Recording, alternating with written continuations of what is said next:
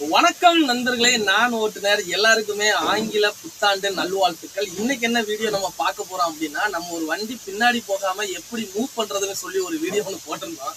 அதுல கமெண்ட்ல பாத்தீங்கன்னா டிராபிக்ல இந்த மெத்தடா, ஹேண்ட் பிரேக் ரிலீஸ் பண்ணுங்க, கிளட்சை டைட் பண்ணுங்க, எல்லாம் ஒரு கமெண்ட் சொல்லியிருந்தீங்க. அந்த கமெண்ட் எல்லாம் நான் படிச்சு தான் பார்த்தேன்.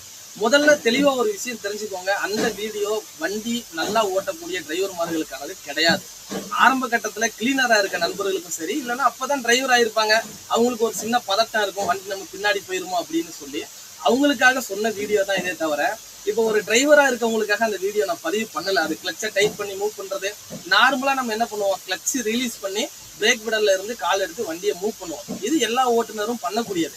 புதுசா வரவங்க என்ன பண்ணுவாங்க, ஒரு தடுமாற்றம் இருக்கும் பாத்தீங்களா, அதுக்காக தான் அந்த வீடியோ போட்டேன். டிராபிக்ல ஒவ்வொரு முறையும் ஹேண்ட் பிரேக் ரிலீஸ் பண்ணிட்டு நம்ம வண்டி மூவ் பண்றதுலாம் ஒரு முட்டாள்தனமான ஒரு செயல். அதுக்கான வீடியோ நான் அப்புறம் போடுறேன்.